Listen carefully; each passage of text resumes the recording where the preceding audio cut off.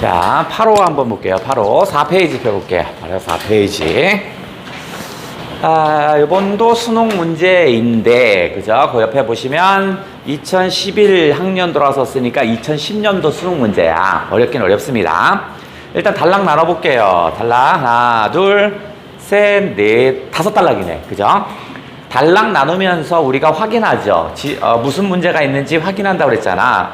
봤더니 기억, 니은이 있구나. 그럼 뒤로 넘어가서 문제 좀 한번 확인해 볼까?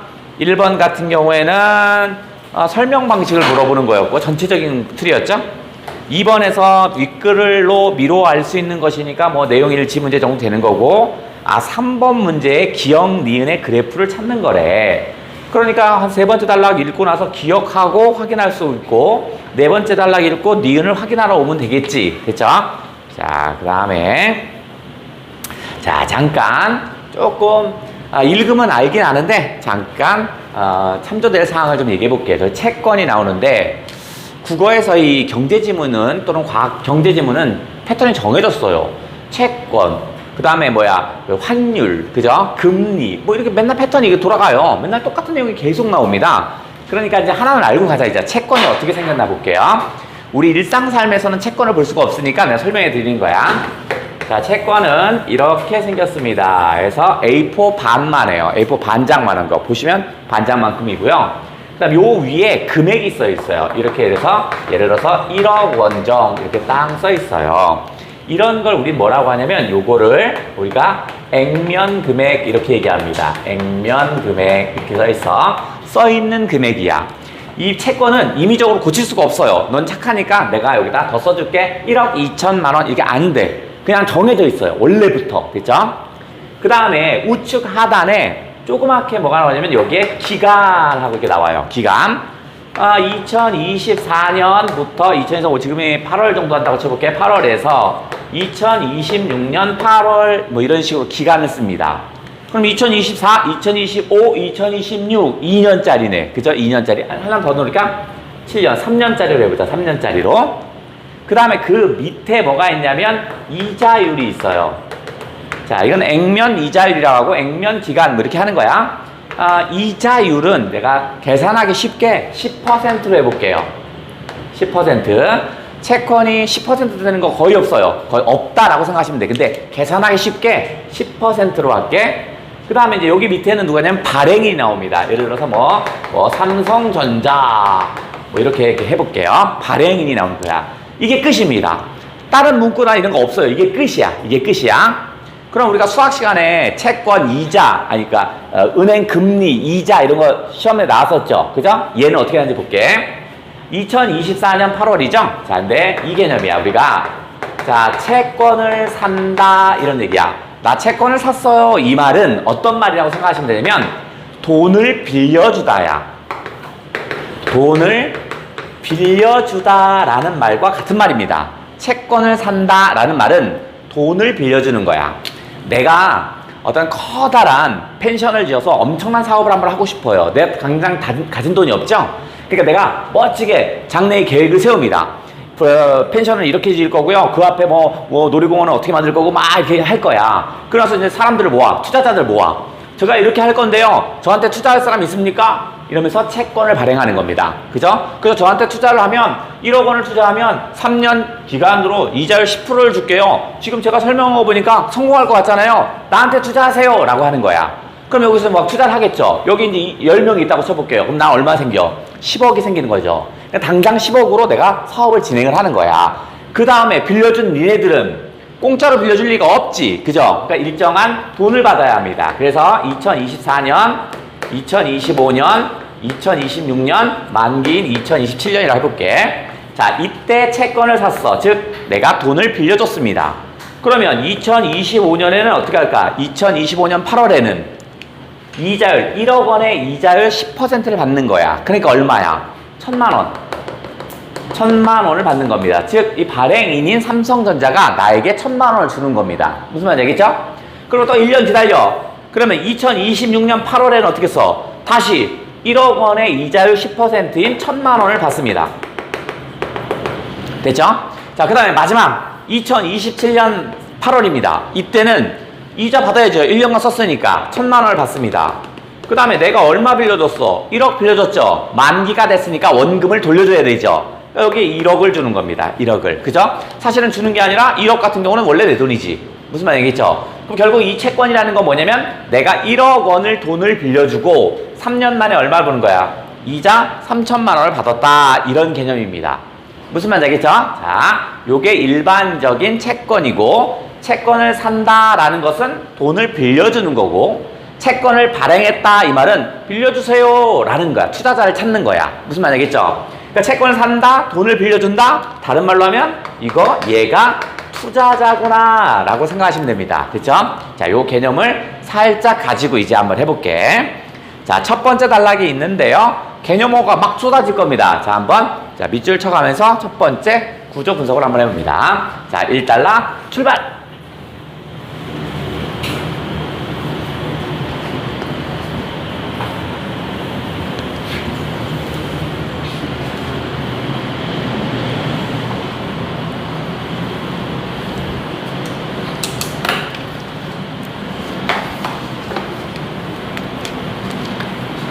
자, 먼저 연필로 틀리는 거 두려워하면 안 돼.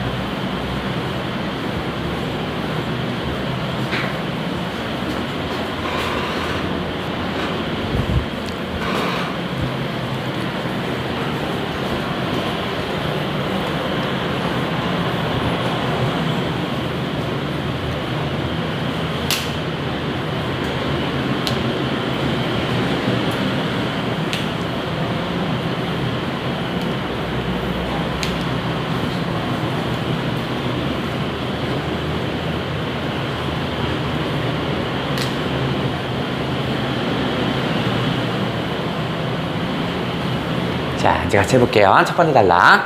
여러분이 연필로 한번 해봤으면 그 외에 색깔 볼펜으로 뭐 파란색 볼펜도 좋고요. 빨간색 볼펜도 좋고 한번 위에다 덧칠해보는 거야. 그래서 여러분 분석한 거랑 나랑 분석한 거랑 서로 비교해보는 거야. 그러면서 내가 분석한 게 다 맞는 게 아니야. 여러분이 맞을 수도 있어요. 아, 쟤는 저렇게 분석하고 있구나. 그것만 느끼면 돼. 무슨 말인지 알겠죠? 자, 한번 해볼게요. 자, 채권은 채권에 대해서 설명하나 봐. 추원해. 사업에 필요한 자금을 조달하기 위해 자, 해석하기 더 좋다. 공식이 하나 튀어나왔죠? 그죠? 우리 이 공식에 있잖아. A 위해 B 하면 이건 공식이라고 그랬잖아. 그죠? 우리 머릿속에 이제 외웠죠? 이쯤 되면 외울 때 됐다 야야. A가 목적이죠? A라는 목적을 하기 위해서 뭐라고 했어? B라는 방법을 제시한다고 그랬잖아. 그러니까 위해를 기점으로 왼쪽은 바로 목적입니다. 그럼 자금을 조달하는 거군요. 이게 목적이야. 자금이 필요해요. 돈이 필요해요. 돈을 구하는 거야. 그래서 어떡할 건데? 방법은 발행한답니다. 뭘 발행하겠어? 앞에 있는 채권을 발행한다는 얘기지. 그죠? 그럼 여기 발행한다는 건 여기가 채권을 발행하는 거죠. 결국은 채권을 발행하는 거네. 아, 그러면 채권이라는 건 자금을 조달하기 위해서 만드는 게 채권이구나. 그 발행하는 거야. 그래서 발행하는 유가증권으로 했습니다. 유가증권이래요. 자, 두 번째. 자, 개념을 정의해보게요. 개념을 정의하는 방법을 한번 찾아보자고요. 개념. 자, 개념을 정의하는 방법의 첫 번째는 설명 방법 중, 우리 중학교 때 맨날 배우는 설명 방법 중 어떤 걸 이용하냐면 정의를 이용하는 방법이 있습니다. 그게 딱 여기 나왔어. 정의가 뭐냐면 이거 설명 방법 정의가 어떻게 하는 거야? 무엇은 무엇이다. 이렇게 하는 게 정의잖아. 여기 있잖아. 채권은 사업에 필요한 자금을 조달하기 위해 발행하는 것이다. 이런 거죠. 이게 정의야. 그죠? 이렇게 할 수도 있고, 두 번째, 수식의 방법. 수식을 통해서 정의하는 방법이 있습니다. 수식을 통해서. 그러면 수식이 뭔데요? 수식은 꾸며주는 거죠. 그죠? 우리가 중학교 때 문법 배울 때 명사를 꾸며주는 거, 관형어 이런 거 배웠잖아. 수식이니까 얘는 관형어일 거야. 부사어는 안 되나요? 대부분 개념어는 명사일 거 아니냐. 그러니까 관형어일 겁니다. 관형어야. 왜냐면 체원을 꾸며주는 거, 명사를 꾸며주는 관형어니까 요 뒤에 뭐가 와? 관형어 뒤에 여기에 개념어가 딱 나온다고요. 그래서 요 관형어가 이렇게 개념어를 수식한다고요. 그럼 관형어를 만드는 방법이 어떤 거 있는가 알면 되잖아. 그게 뭐냐면 주로 관형, 사형, 전성어미. 자, 관형, 사형, 전성어미는 성질을 전한다. 성질을 바꾼답니다. 관형사가 아닌데 관형사의 형태로 바꿔준다라는 거야. 그 어미가 있는데 그게 뭐냐면 니은이나 리을을 씁니다. 아름답단데 아름다운 소녀 이렇게 하면 소녀를 꾸미잖아. 그죠? 아름다울 소녀 하면 뒤로 꾸미는 거잖아. 얘가 이런 거야. 채권은 사업에 필요한 자금을 조달하게 발행하는 유가증권으로 이렇게 얘기했죠. 그러니까 개념을 정의하는 방법은 두 가지가 있는 거야. 유가증권이 바로 뭐냐면 저렇게 발행하죠. 여기 유가증권인가 봐. 좀 더 풀면 가격이 있는 증권이라는 얘기야. 돈으로 매고. 왜냐면 자금을 조달하기 위해서 만들었으니까 자금이 있으지요. 가격을 매길 수 있죠. 됐네. 자, 으로 국채나 회사채 등 발행 주체에 따라 또 공식 나왔다. 뭐뭐에 따라 인과관계 공식이죠. 그죠? A에 따라 B 이것도 우리가 공식이었잖아. 이렇게 나오면 앞에가 원인이고 뒤에가 결과잖아. 결과. 원인과 결과. 근데 이렇게 원인과 결과는 우리가 대표적인 게 뭐야? 때문에가 거기 있잖아. 그래서 이거 우리 그냥 뭐로 바꿔? 그냥 A 때문에 B 이렇게 해도 괜찮다고요. 자, 그러면 여기가 일단 발행 주체 얘가 원인이겠지? 원인. 그래서 결과는 어떻게? 종류가 다양해진답니다. 일단 요거. 그래서 저게 싫으면 그냥 읽을 때 당시에 어떻게 읽어? 발행 주체 때문에 그 종류가 다르다. 이렇게 읽으셔도 괜찮습니다. 자, 일단 세 번째 공식까지 했고, 자, 그 다음에 이제 평가원, 즉 수능을 내는 출제기관인데 뭐냐면 여기 요거 좀 볼게요. 요거 등 이거 나왔죠? 자, 거기에 뭐라고 나왔냐면 국채나 회사채 등 저거 또는 등의 이렇게 의 빠져도 돼요. 그 다음에 이렇게 나온다고 칠게요. 자, 그러면 요런 거야. 요런 패턴이 이제 A, B 등의 C는 뭐 이런 식으로 나올 거야. 그러면 요게 지금 뭐냐면 각각의 예죠. 자, 국채가 바로 뭐냐면, 자, 여기가 뭐냐면, 여기가 뭐 채권이죠. 등의 채권 이렇게 하면, 국채가 바로 뭐냐면 채권이고, 그 다음 뭐야? 회사채도 채권이겠지. 그죠? 무슨 말이겠죠? 발행 주체에 따라 다르니까 국채가 나라가 발행한 채권일 테고, 회사채는 회사가 발행한 채권이겠지. 나라가 돈이 필요해서 발행한 채권이겠지. 회사가 돈이 필요해서 발행한 채권이겠지. 이렇게 할 거야. 그러면 나중에는 어떻게 나오냐면 요 채권이 요거를 얘기하지 않고 C를 설명하지 않고 어차피 같은 거잖아. A, B 등의 C는이니까 이게 같은 거잖니. 그죠? 그러니까 나중에는 뭐라고 할까? 문제 낼 때는 뭐라고 나오냐면 C는 이렇게 설명하지 않고 대뜸 A는 이렇게 설명할 거야. 그러면 그냥 자연스럽게 이거 C에 대한 얘기구나 라고 생각하시면 됩니다. 자, 무슨 말인지 알겠죠? 자, 예를 들어서 하나 더 있어. 등에 여기 있죠? 여기 한번 써볼게. 자, 이거 봐라. 채권의 액면 금액, 구성요소니까 이렇게 쳐야겠죠? 구성요소, 액면 이자율, 만기일, 또 나죠? 등의 지급 조건을 냈죠? 그죠? A, B, C 이렇게 되면 돼. 그죠? 그러니까 지급 조건은 이렇게 얘기하지 않고 만기일을 하면 이거 지급 조건에 대한 얘기구나. 그 다음에 액면 이자율은 이렇게 얘기하면 이거 지급 조건에 대한 얘기구나. 이렇게 하라고요. 문제 낼 당시에는 지급 조건이란 말을 빼버릴 거야. 그냥 만기일은 이렇게 얘기할 거야. 그러면 그것이 지급 조건이겠구나 생각하시면 됩니다. 왜냐면 채권의 액면 금액, 액면 이자율, 만기일 등급이 있죠. 결국 이게 같은 거죠. 지급 조건은 자, 채권 발행 시 정해집니다. 그냥 채권 발행 시 액면 금액이 딱 써 있고요. 이자율도 딱 써 있는 거야. 너 참 나한테 너무 잘하는구나. 너는 예쁘니까 원래 이자율은 10%인데 고쳐야지. 지우개를 주어서 12% 이런 거 없어요. 이렇게 찍찍 긋고 도장 찍고 12% 이런 거 없어. 그냥 딱 정해진 거야. 채권 소유자는 했죠. 결국 요거야. 채권을 산 사람이죠. 그러니까 돈을 빌려준 사람이니까 얘가 뭐겠어? 일종의 투자자겠지. 투자자는 자, 이자액을 받습니다. 어떻게 받아? 정기적으로 받는답니다. 그렇죠. 이자는 정기적으로 받았죠. 아까 3년짜리 채권 한번 연습해봤잖아. 그러면 뭐야? 매년 이자만큼 돈을 받죠? 그죠? 언제? 정해진 날짜에. 만기일에는 그냥 는 하면 되겠죠? 만기일은 마지막 이자액과 액면 금액을 지급받습니다. 그렇죠. 마지막 만기일에는 이자와 액면 금액을 지급받겠죠. 우리 연습 한번 해봤죠? 이때 이자액은 액면 이자율을 액면 금액에 곱했답니다. 이거로 곱했답니다. 그러면 우리가 공식이 나오면 옆에다 살짝 빼놓으라고 그랬지. 그죠? 자, 5번째. 자, 공식이 나오면 간단한 계산을 요구할 수 있다고 그랬죠. 간단한 계산을 요구할 수 있다고 그랬어요. 그 다음에 2번째는 그래도 시험에 제일 잘 나오는 건 비례 반비례를 물어본다고 그랬죠. 비례 반비례 같은 걸 물어볼 때 꼭 공식을 이용합니다. 그러면 얘 같은 거 옆으로 빼놓으라는 건 오른쪽이었던 왼쪽이었던 빼놔. 예를 들어서 뭐냐면 이자액은 한번 썼다고 그럴게요. 이자는 그죠? 자, 이자액은 뭐라고 했냐면 액면 이자율 곱하기 뭐야? 액면 금액이 돼요.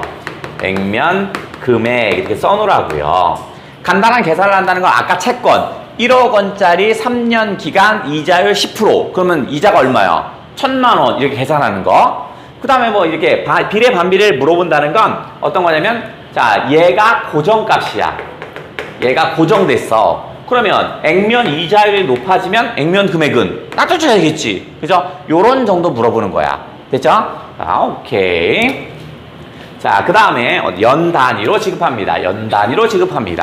특별한 말이 없으면 연 단위로 지급하는 거고요. 경우에 따라서 뭐 별개로 한 달에 한 번씩 줍니다 하는 건 이렇게 별도로 써놔야 돼. 보통은 연 단위입니다.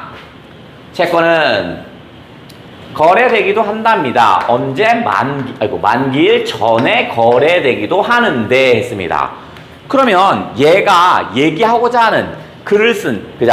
문제 내는 사람이 의도가 좀 읽히지 않냐?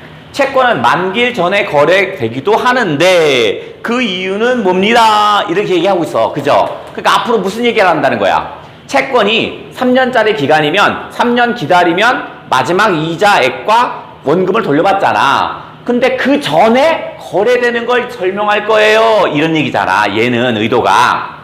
자, 이때 채권 가격은 현재 가치, 만기, 지급 불능 위험 등의 여러 요인에 따라 뭐뭐에 따라니까 인과등이죠. 그러니까 원인은 뭐야? 이거죠. 원인 1, 원인 2, 원인 3 이런 거. 현재 가치가 원인이 돼서 만기가 원인이 돼서 지급 불능 위험이 원인이 돼서 결과는 어떻게 했어? 결정된대요. 뭐가 결정돼? 채권의 현재 가격이 결정되겠죠. 채권의 가격이 결정되나 봐. 그러면 이제 의도가 좀 읽히죠. 채권은 정상적으로 가면 만기일에 만기 이자액과 원금을 돌려받는데 그 전에 거래되는 경우가 있대. 그 전에 거래될 때 가격은 얼마야? 현재 가치 만기 지급 불능 위험 이게 있대요. 이거에 대해서 언급되겠죠. 그럼 언제 이렇게 만기일 이전에 거래가 되냐면 자, 내가 정상적으로 이 채권이 3년짜리 아까 기억나시죠? 삼성전자가 발행한 3년짜리 1억 원에 10% 이자야. 근데 내가 1년 딱 받았어. 1년 기다려서 받았는데 갑자기 집에 급한 일이 생긴 거야. 뭐 딸이 결혼했다는 둥 뭐 이렇게 했어요. 그럼 당장 큰 돈이 필요하죠. 그러니까 어떻게 했어? 이거를 딴 사람한테 파는 겁니다. 이거 1억 원에 3년짜리인데 1년 지났거든? 이거 사면 안 될까? 이런 거겠죠. 가만 내비두면 어떻게 했어? 2천만 원 이익이 남았죠. 이자가 남았잖아. 그러면 딴 사람이 어떻게 해서 계산하겠지? 그러면 2천만 원이 가만 넣어두면 2천만 원 받는데 이게 2천만 원의 가격이 있을까? 따져볼 거 아니냐. 가치가 1억 2천 정도 되면 1억 2천에 사면 되고 1억 1,000밖에 안 되면 어떻게 해? 1억 1,000에 사야 되는 거잖아. 그래서 이것들을 고려한다는 얘기입니다. 됐죠? 자, 이제 두 번째 단락으로 한번 해볼게요. 자, 두 번째 단락 출발해볼게요. 출발!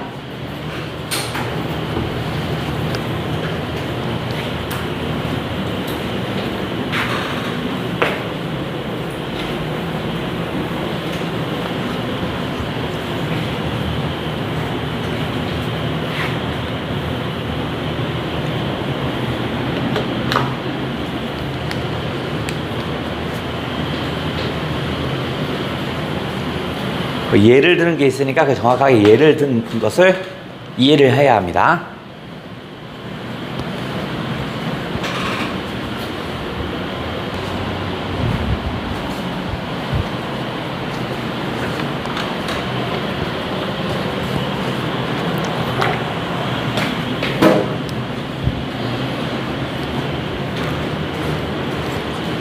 자, 이제 또 해볼게. 두 번째 달락 한번 해볼게. 여러분 이해한 거랑 한번 연결해볼게. 다시 색깔 볼펜으로 바꿔서. 자, 채권 투자자는 아까 했죠? 채권을 산 사람이겠죠? 정기적으로 받게 될 이자액과 액면 금액을 이것을 각각 현재 시점에서 평가한 값들의 합계인 채권의 현재 가치에서 이거 봐라.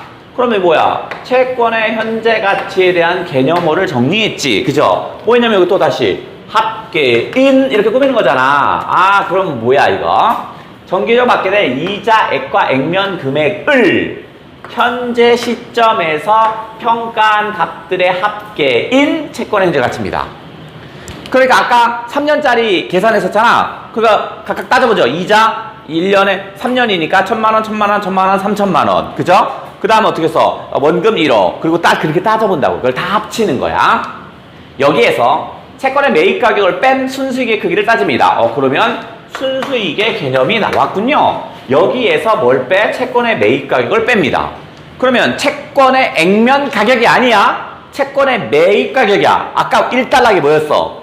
중간에서 그 거래를 하기도 된다고 그랬잖아. 중간에 거래를 했으니까 중간에 상값을 빼야 돼.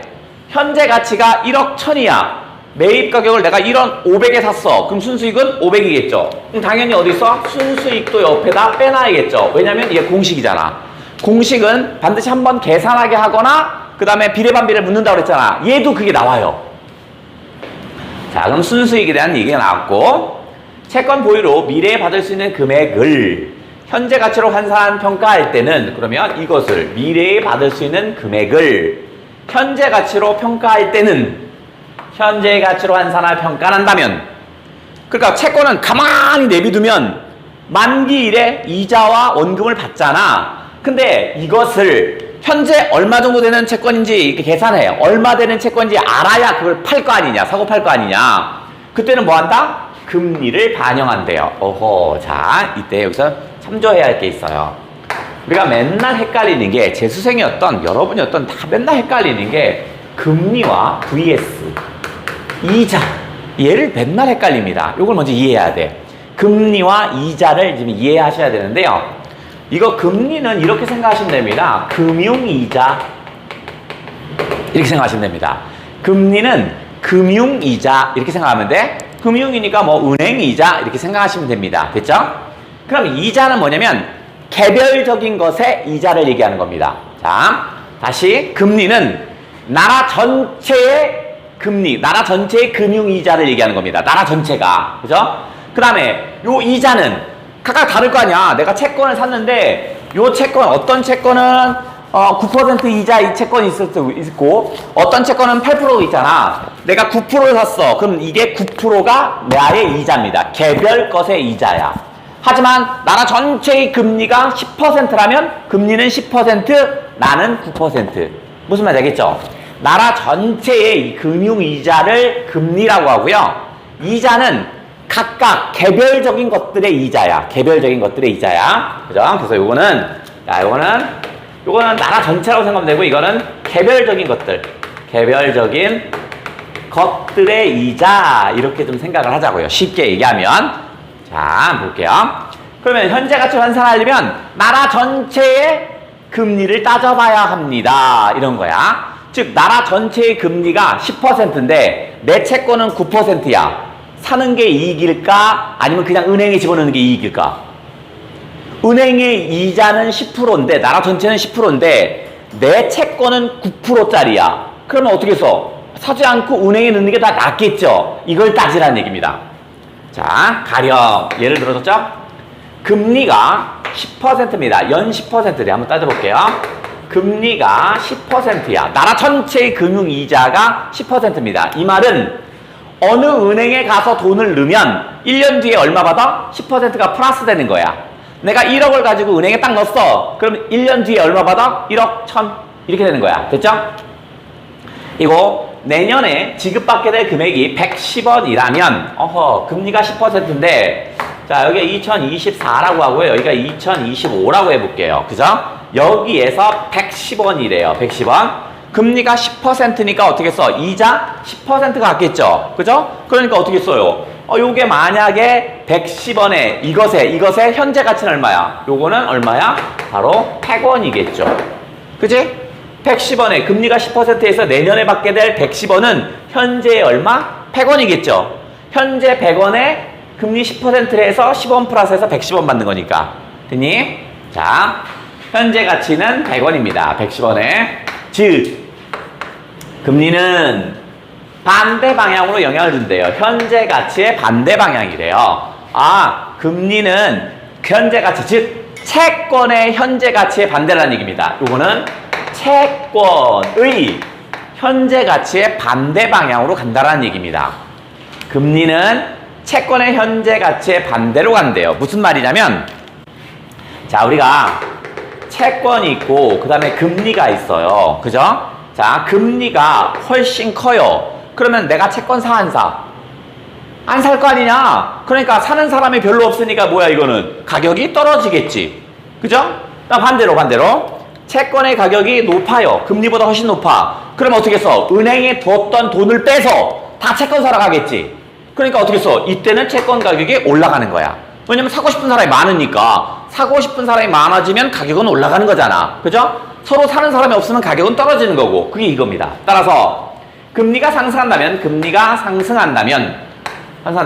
채권의 현재 가치가 하락하고 그럼 이거 체크해야겠죠? 금리 상승, 채권 현재 가치 하락. 이에 따라 이것 때문에 채권의 가격도 하락합니다. 채권의 가격 하락. 체크 딱 해야겠죠? 그러니까 금리가 올라가면 채권은 떨어지는 겁니다. 됐죠? 무슨 말이죠? 자, 금리가 올라가면 나라 전체의 금융이자가 세니까 채권에 투자할 필요가 없잖아. 은행에 돈을 넣으면 되는 거잖니? 그러니까 채권은 수요자가 없으니까 서로 안 사! 가격은 떨어질 수밖에 없습니다. 이처럼 수시로 변동되는 시중금리는 그러면 수시로 변동되는 시중금리죠. 자, 이 시중금리가 뭐야? 얘겠죠? 얘가 바로 시중금리겠죠. 계속 변합니다. 현재 가치의 평가 구조상 채권 가격의 영향에 채권 가격 변동에 영향을 준답니다. 그러면 지금 시중금리가 채권의 가격에 영향을 준다는 거죠. 바로 앞단락으로 가볼게요. 앞단락에선 분명히 채권 가격은 현재 가치 만기 지급불능 위험이라고 그랬잖아. 그러니까 현재 가치에 해당되는 게 바로 뭐야? 금리였습니다. 그죠? 즉 현재 가치에 가장 큰 영향을 주는 게 금리였나 봐. 그러니까 채권 가격에 영향을 주는 건 금리, 만기, 지급불능 위험인가 보다. 됐죠? 자, 이제 세 번째 단락으로 가야 되는데 세 번째 단락을 읽다 보면 기억이 있습니다. 그죠? 그럼 세 번째 단락 읽고 먼저 끝난 사람은 3번의 기억을 확인하러 갑니다. 자, 출발해 볼게요. 세 번째 단락 출발!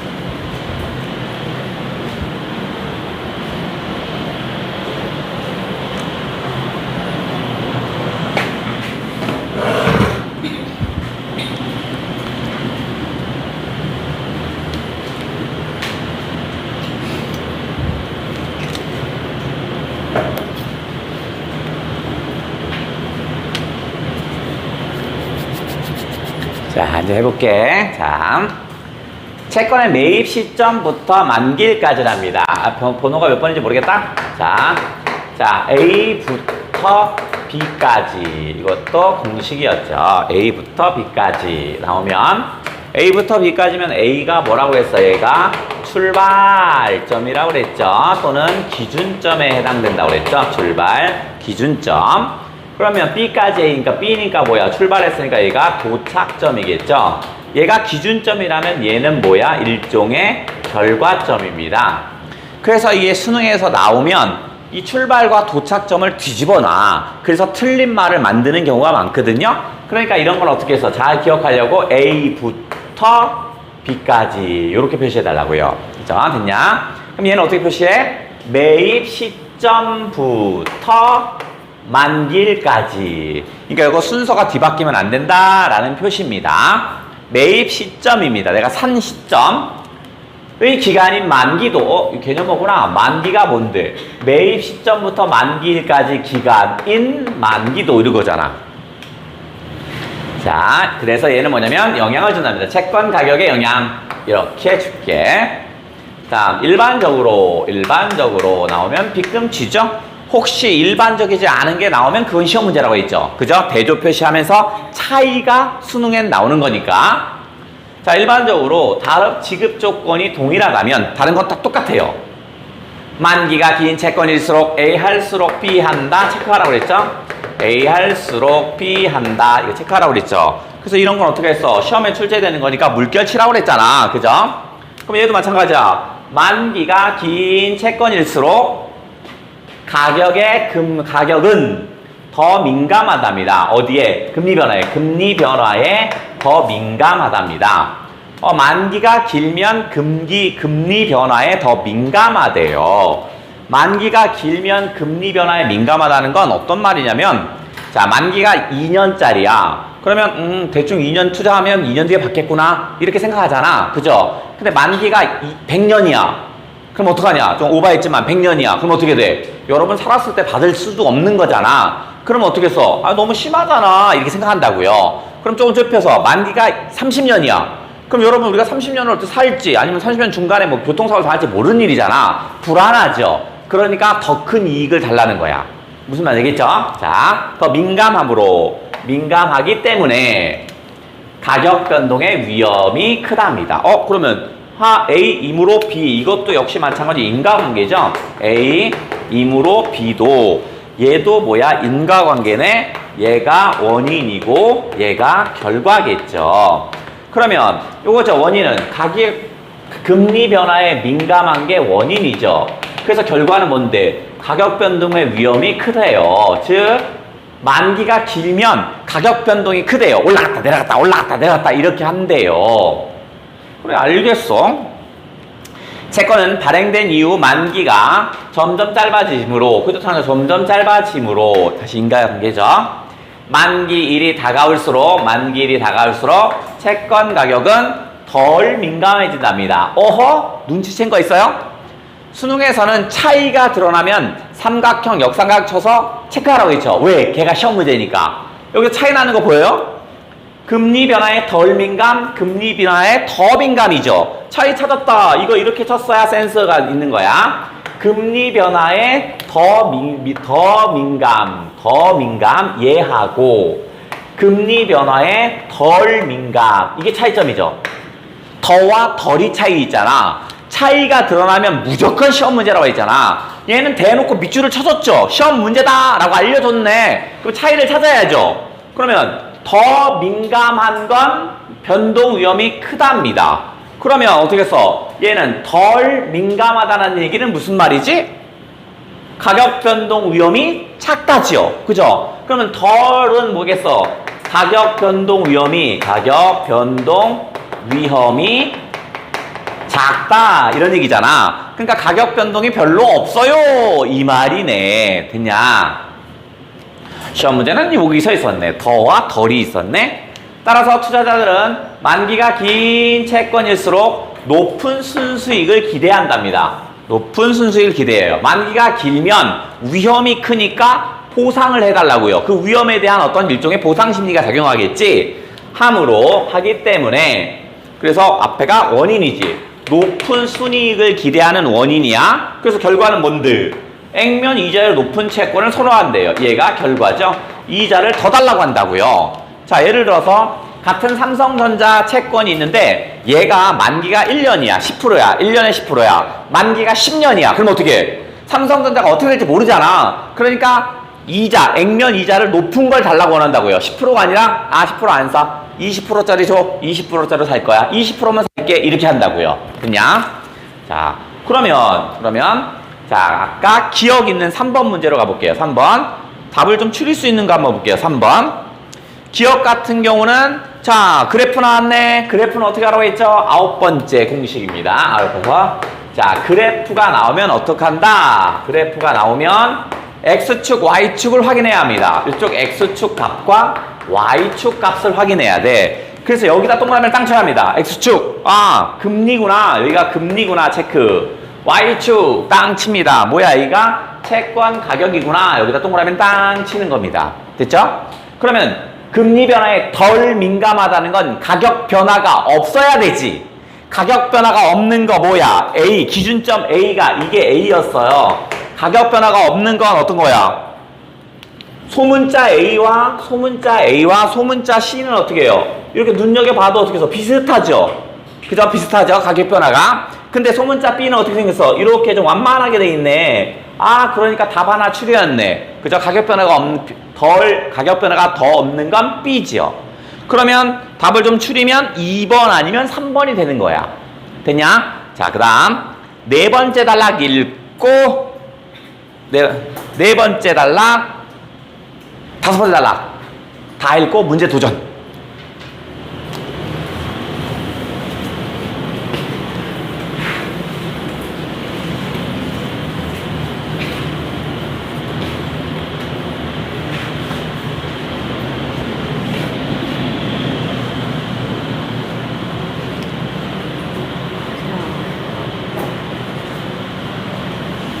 자, 2번이 많이 틀린 겁니다.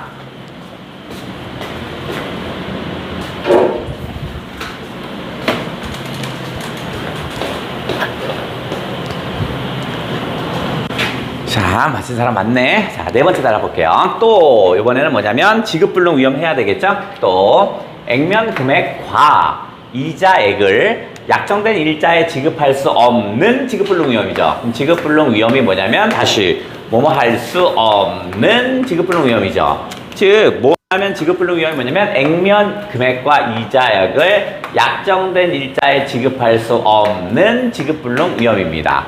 채권은 정해진 날의 이자와 그 다음에 만기일에 원금을 되돌려줘야 되죠. 그걸 못 주는 겁니다. 이것도 채권 가격에 영향이 미친답니다. 자, 예를 들어 채권을 발행한 기업의 경영 환경이 악화된다면 기업의 경영 환경이 악화된 경우에 대한 예까지 들어주네. 그러니까 기업의 경영 환경이 악화됐다는 거 뭐냐면 1,000만 원을 벌던 기업이 500만 원밖에 못 벌어요, 이거야. 근데 직원들의 월급이 얼마면 600만 원이야. 그럼 어떻게 해서 난리 나겠지, 그죠? 직원들 월급도 못 주는 경우야. 그 경우 기업은 지급 능력이 떨어지겠죠. 당연하죠. 아니, 회사에 직원들 월급도 못 주니까 채권도 돌려줄 리가 없지. 이런 채권에 투자하는 사람들은 보통은 이런 채권에 투자하지 않는 게 맞죠. 그죠? 근데 이런 거에 투자하는 놈이 있어. 이런 채권에 투자하는 사람들은 어떻게 할까? 위험을 감수해야 함으로 하기 때문에 이거죠. 앞에가 원인입니다. 아무도 안 사는 게 정상이긴 하지만 저걸 사려고 덤비는 놈이 있어요. 모험심이 강한 놈이겠죠. 그러니까 언제든지 실패할 수 있으니까 이 기업이 망할지 모르니까 어떻게 써요? 그에 대한 보상을 요구하겠죠. 야, 남들은 다 10% 이자인데 안 되겠어. 넌 20% 줘. 나 어떻게 망할지 어떻게 알아? 이렇게 된다고요. 그래서 이에 대한 이것이 뭐야? 위험이겠죠. 위험에 대한 보상을 요구하게 됩니다. 그래서 이에 따라 이것 때문에겠죠. 이것이 뭐냐면 요거 보상을 요구하는 거겠죠. 그러니까 채권 가격은 상대적으로 낮게 형성합니다. 자, 1억 원짜리인데 아니야, 9천만 원으로 할래. 싫어. 언제 망할지 모르는데 부담스러워. 9천만 원 할 거야. 이렇게 낮게 책정을 하는 거야. 그러니까 원래 있는 채권 가격보다 상대적으로 낮게 하는 겁니다. 1억인데 9천만 원, 8천만 원 이렇게 하겠대요. 자, 마지막 단락. 한편 채권은 서로 대체가 가능한 금융자산이야. 서로 대체가 가능하답니다. 그렇기 때문에 서로 대체가 가능하기 때문에 다른 자산 시장의 상황에 따라 상황 때문에 가격을 영향을 받는답니다. 그러니까 다른 자산 때문에 가격 영향을 받는데요. 자, 예를 들어서 가령 주식 시장의 호황이랍니다. 너무 잘 돼요. 주식에 투자하면 돈을 많이 벌어요. 그럼 어떻게 할까? 은행에 있는 돈 빼서 주식 사러 가, 채권에 있는 돈 빼서 주식 사러 가, 이렇게 해야 되겠지. 그럼 어떻게 써? 주식이 호황이면 채권은 상대적으로 가격이 떨어지겠지. 그죠? 다 주식 사러 갔으니까. 호황이어서 주식 투자를 통한, 얘를 통한 수익이 커진다면 주식이 잘 돼요. 그럼 어떻게 써? 상대적으로 채권에 대한 수요가 줄어서. 그럼 수요가 준다라는 건 사는 사람이 별로 없으니까 가격은 하락할 수밖에 없군요. 오, 알겠어. 이제 문제로 가보자. 니은은 가격이 하락하는 거네. 자, 주식 투자가 호황이어서 가격이 하락하는 겁니다. 그게 니은이었습니다. 자, 아까 기업에 대한 건 찾았죠. 덜 민감하다는 건 뭐야? 가격 변화가 별로 없는 거지. 그래서 아까 요 두 개는 찾았습니다. 그죠? 그런데 니은은 뭐였냐면, 바로 니은이 뭐라고 했냐면, 자, 채권의 가격이 하락한다고 그랬어요. 그럼 채권 가격 하락하면 그래프 볼 때는 항상 어떻게 한다? X축, Y축 보라고 그랬죠. 금리, 채권 가격이죠. 니은은 채권 가격이 하락해야 되니까 기준점인 A보다 밑으로 가야 하락이지. 하락이 이렇게 가는 게 하락이잖아. 이렇게 가는 게. 그죠? 그러면 B와 C 중에 하나인데 B는 이쪽에서는 상승했지. 그러니까 B는 아니네. 그러니까 뭐야? 하락한 건 C죠. 그럼 정답은 3번 뚝 떨어지네요. 자, 그래서 그래프는 X축, Y축 확인해야 한다는 거. 다음 첫 번째 문제인가 이거? 그러네, 맞네. 윗글에 대한 설명 방식입니다. 어디 보자. 아닌 겁니다. 채권 가격을 결정하는 데 미치는 몇 가지 요인을 나누어. 맞죠? 나누어 설명하고, 맞죠? 금리, 그 다음 만기, 지급불능 위험. 있네? 오케이. 나누어 설명. 채권의 지급불능 위험과 채권 가격 관계의 관계를 설명하기 위해 예를 들어, 맞죠? 기업이 경영 환경이 악화된 경우 했잖아. 있었어요. 유사한 원리를 보이는 현상에 빗대어 채권 특성, 이게 없어요. 유사한 원리를 나타난 게 없죠. 채권의 상태와 비슷한 원리를 가진 게 없었잖아. 그러니 얘가 틀렸습니다. 그다음 채권 가격에 미치는 영향을 인과적, 원인과 결과를 다 따져서 설명했고요. 채권의 의미를 밝혔습니다. 유가증권이라고 첫 번째 줄에 있었지. 그 다음에 그 종류도 첫 번째 줄에 있어. 회사채, 국채 있었죠. 종류도 있었네. 그러면 5번도 맞는 말이고 정답은 3번. 자, 다음 두 번째 문제입니다. 위글로 미루어 알 수 있는 것이래요. 채권이 발행할 때 정해지는 액면 금액은 맞았어요. 그죠? 정해지는 거죠. 액면 금액 여기까지 맞았어요. 채권의 현재 가치에서 이자액을 뺀 것이다. 무슨 소리야? 이거 아니죠. 액면 금액은 이걸 얘기하는 것이 아니라 정해진 거지. 그죠? 이건 땡. 아무 의미도 없는 말이고. 채권의 순수이익은 아까 공식을 한번 활용한다고 그랬잖아.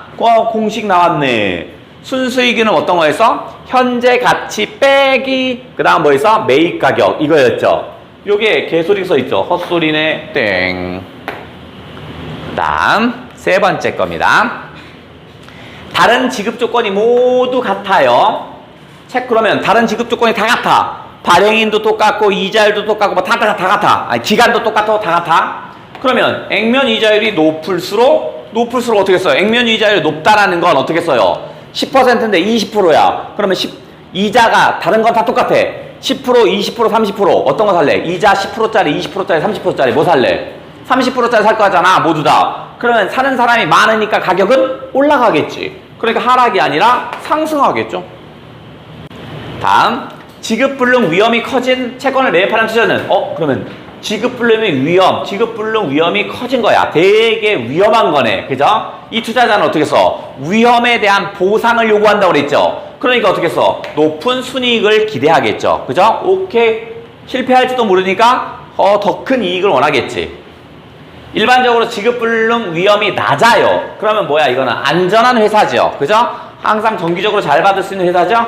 그럼 상대적으로 액면 이자율은 어떻게 할까? 낮겠죠? 그죠? 왜냐면 이자율이 높다는 건 위험한 놈들이 이자율이 높은 거잖아. 사람들이 안 사니까 내 거 좀 사주세요. 이자율 20% 줄게요. 제발 좀 사요. 이렇게 되는 거잖아. 근데 이자율이 낮아도 다 사는 데가 있어요. 그럼 어떻게 해서 당연히 뭐야? 그게 바로 뭐야? 지급불능 위험이 낮은 놈이겠죠? 정답은 요거였다. 자, 그 다음에 뒤에 문학이 하나 슬쩍 나오는데 그놈 한번 보자. 자, 문학이 뭔가 봤더니 희곡이 있어요. 희곡. 희곡이었던 소설이었던 갈등의 문학이라고 그랬지? 그죠? 갈등의 문학. 자, 제일 먼저 할 건 문학을 볼 때는 뒤쪽에서 문제를 확인하라고 했습니다. 문제 확인했더니 보기 박스가 하나 보여요. 5번에. 그죠? 자, 이근삼 희곡에는 이근삼 이름입니다. 근삼입니다. 극중 배역에서 일시적으로 빠져나와 관객에게 직접 말하는 해설자가 등장합니다. 아, 이거 여러분 드라마나 이런 거 보면 뭐 있냐면 막 드라마가 남녀 주인공이 싸워. 야, 싸워요. 그러다 갑자기 뭐야? 주인공이 뿅 옆으로 빠지더니 저거 내 가장 친한 여자친구예요. 아, 오늘 얼마나 귀찮게 구는지 그래서 싸웠어요. 이렇게 해설하는 거 본 적 있죠? 그런 게 있어. 그런 건가 봐, 얘가. 해설자는 관객에게 인물, 사건, 배경에 관한 정보를 제공하고, 맞죠? 쟤는 내 가장 친한 친구예요. 뭐 이렇게 설명해 준다고요. 무대에서 배우의 연기를 지시하거나 설명하는 역할을 합니다. 조금 이따 봐요. 쟤 어떤 행동을 할 거예요. 뭐 이렇게 얘기해 줍니다. 따라서 해설자는 기본적으로 관객들을 극중 상황으로 자연스럽게 인도하는 매개자 역할을 하지만 좀 이따 엄마 들어와요. 진짠가? 이렇게 보면 엄마가 슉 들어와. 하지만 관객이 극중 상황에 몰입하는 것을 차단한답니다. 무슨 말이냐면 남녀 주인공이 막 싸우면 우리 그걸 보면서 왜 싸우지? 왜 싸우지? 막 상상을 하잖아. 근데 어떻게 해서 막 싸우고 있는데 갑자기 뿅 튀어나오더니 돈 때문에 싸우는 거예요. 이렇게 얘기해버리면 어떻게 해서 몰입이 차단되죠. 그죠? 그 얘기하는 겁니다. 오케이, 알겠어. 읽으러 가볼게요. 자, 장남부터 해볼게요. 전 이 집 장남이에요. 이쪽 방은 저하고 누이 동생이 생활하는 곳이에요. 아까 보기 박스에 얘기한 공간을 설명하는 거구나. 아버지를 소개하기 전에 행복한 가정을 이룰 수 있는 비결을 말씀해 드릴게요. 아주 간단해요. 부모는 자식들에게 맡은 바 책임을 다 하면 됩니다. 밥 3끼도 제대로 못 먹이고 학비도 제대로 못 주는 부모들이 아들, 딸을 결혼할 때가 되면 아주 귀찮게 간섭을 한단 말입니다. 우리는 이런 버릇을 버려야 돼요. 이 장남 이상한 새끼네 이거. 우리 집이 비교적 행복한 것도 우리 부모의 열렬한 책임감 때문입니다. 손목시계 보고 지금이 저녁 7시 반이니까 시간을 알려주네. 아마 아버지가 곧 돌아올 겁니다. 인물의 정보를 알려주죠. 아버지는 늘 쾌활한 얼굴에다 발걸음은 참새처럼 가벼워요. 장남이 아빠는 행복한 사람이라고 얘기했습니다. 그 다음 이제 졸음이 오는 지루한 음악과 더불어 철문 도어가 무겁게 열리며 교수가 등장합니다. 교수가 아빠인가 봐. 아래 위 양복의 원고지를 덧붙여 만든 것처럼 이것도 원고지 감수석입니다. 아빠의 옷이 원고지 모양이래요. 글 쓰는 사람인가 보다야. 손에는 큼직한 낡은 가방을 들고 있습니다. 허리에 쇠사슬을 두르고 있는데 허리를 돌고 남은 줄이 마루에 줄줄 끌려다닙니다. 쇠사슬이 도어 밖까지 나가 있어 끝이 없습니다. 아마 이 쇠사슬은 아빠가 느끼는 삶의 무게감 뭐 이런 거 표현하고 싶은가 봐. 도어를 닫고 소파에 힘들게 앉습니다. 여전히 쇠사슬을 끌고 다니면서 가방은 자기 옆에 놓고 처음으로 전면을 바라봅니다. 중년의 펑 마른 얼굴, 이마에는 주름살이 가고 찌푸린 얼굴은 돌 모양 변화가 없습니다. 분명히 아들은 행복하다고 그랬는데 참새처럼 가볍다고 그랬는데 되게 힘들어 보인다. 잠시 후 피곤하다는 듯이 두 손을 옆으로 뻗치면서 크게 기지개를 합니다. 하고 토하는 큰 하품은 무엇에 두들겨 맞아 죽는 비명같이 처참하게 들려 오히려 관객들을 놀라게 합니다. 그럼 장남의 대사하고는 좀 다르다. 아빠는요 피곤에 쪄서 죽으려고 하네요. 근데 장남은 뭐야? 우리 아빠는 참새처럼 가벼워요 이렇게 얘기했잖아. 이 아빠에 대해서 잘 모르는 애. 장녀가 플랫폼에 나타납니다. 어떤 플랫폼에 장녀가 있나봐. 장녀는 여자구나. 저희 아버지요, 밖에서 돌아오시면 늘 이렇게 달콤한 하품을 하신다니까요. 분명히 아빠는요 맞아 죽는 비명이었죠. 근데 얘도 의사소통이 잘 안 되네. 아빠의 상태를 잘 모른다. 교수는 머리를 기대고 잠을 자고 있습니다. 코를 고는데 급사 고양이 우는 소리 같습니다. 이제 어머니가 돌아오셔. 어머님은 늘 아버지의 건강을 염려한다니까요. 적당한 곳에서 처가 나타납니다. 과거에는 살도 쪘지만 현재는 몸이 거의 헝클어져 있습니다. 퇴색한 옷을 입고 있습니다. 소리를 안 내고 들어와 잠자는 교수의 주머니를 샅샅이 뒤집니다. 돈을 한 주먹 쥐고 이어 교수의 가방을 텁니다. 가방을 봅니다가 아니라 턴다고 하는 거니까 아마 아내는 남편을 돈 버는 기계 정도로 생각하는 거야. 그래서 돈을 막 가져오나 봐요. 돈 부스러기 몇 장을 찾아내고 그 액수가 적음에 실망합니다. 잠시 후 교수를 흔들어 깨웁니다. 제 말이 맞았죠? 플랫폼 방 불이 서서히 꺼집니다. 이런 식인가 봐. 장녀가 플랫폼에 있는데 불이 땅 들어오면 관객이 장녀를 볼 수 있겠죠? 불이 땅 꺼져요. 그럼 다시 여기 소파에 처와 교수의 행동을 보여주나 봐요. 여보, 여기서 그냥 주무시면 어떡해요? 옷도 안 갈아입으시고. 깜빡 잠이 들었군. 교수가 일어납니다. 어서 옷을 갈아입으세요. 저는 교수 허리에 칭칭 감긴 철새를 풀어 헤치고 소파 뒤에 막대기에 감겨있는 또 하나의 굵은 줄을 풀어 교수 허리에 다시 감아준답니다. 그러니까 옷 갈아입고 나서 다시 칭칭 감아버렸어. 돈 버는 기계야. 뭐 이러고 있나봐. 옷을 갈아입으시니까 한결 시원하지 않아요? 난 잘 모르겠어. 자, 문제 풀어볼게요. 4번, 5번 두 개 한번 풀어볼게요. 4번, 5번 출발. 이 정도도 딱 맞출 수 있다.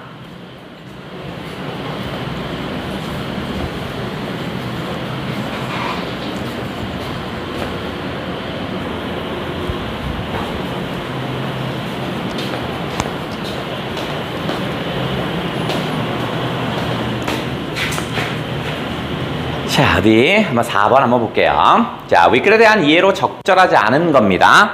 지루한 음악을 삽입하여 장남의 말과 배치되는 극의 분위기입니다. 장남은 되게 밝고 아주 경쾌한 그런 느낌이 나지만 아빠는 피곤해 쩔었어요. 맞아요. 2번 원고직 한투성인 양복을 제시하여 교수가 처한 상황과 교수의 신분을 관객이 인지하도록 유도합니다. 원고직 한이 있으니까 아마 글 쓰는 사람이겠구나 라고 생각하겠죠. 오케이. 교수의 비명 같은 하품을 달콤한 하품이라고 말하는 장녀의 대사를 통해 가족 간의 소통이 원활하지 않죠. 왜냐, 아빠의 상태를 정확히 모르니까. 오케이. 플랫폼 방 불이 서서히 꺼지는 효과를 활용하여 관객의 시선을 교수와 처의 연기에 집중합니다. 맞죠? 장녀를 한번 불빛을 보여줬다 끄고 이쪽에다 불을 켜는 거야. 정답 5번이라는 얘기인데, 철새를 풀어주는 처의 행위를 통해 교수가 자율성을 회복했다? 아니야. 다시 묶었죠. 그러니까 자율성 회복이 아니죠. 땡. 5번이었습니다. 자, 5번은 세밀하게 좀 파악을 해야 맞힐 수 있네. 장남의 대사는 처의 극중 행동을 설명한다? 처의 극중 행동이면 엄마에 대한 얘기잖아. 엄마는 장녀의 대사에서 나옵니다. 장녀 대사 볼게요. 두 번째 줄에 보면 이제 어머님이 돌아오셔요. 얘기했죠. 장녀의 대사에서 나올 수 있어요. 그 다음 2번 장남은 극중 인물과 대화를 통해 등장인물에 예고합니다. 다른 인물의 등장을 예고하는 건 맞습니다만 극중 인물과 대화하지 않아요.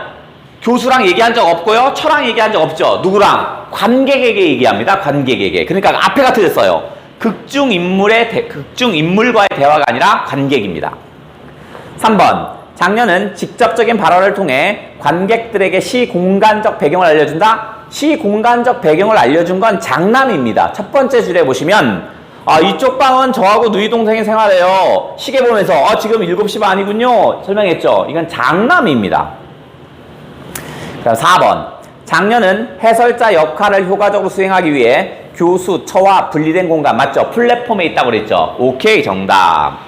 5번 장녀는 관객들에게 객관적 정보를 주는 게 아니라 장녀가 생각하는 아빠의 모습, 엄마의 모습을 전하는 거잖아. 그러니까 그러면 객관이 아니라 주관이 되겠죠. 그러니까 여기가 주관이라고 써야겠죠?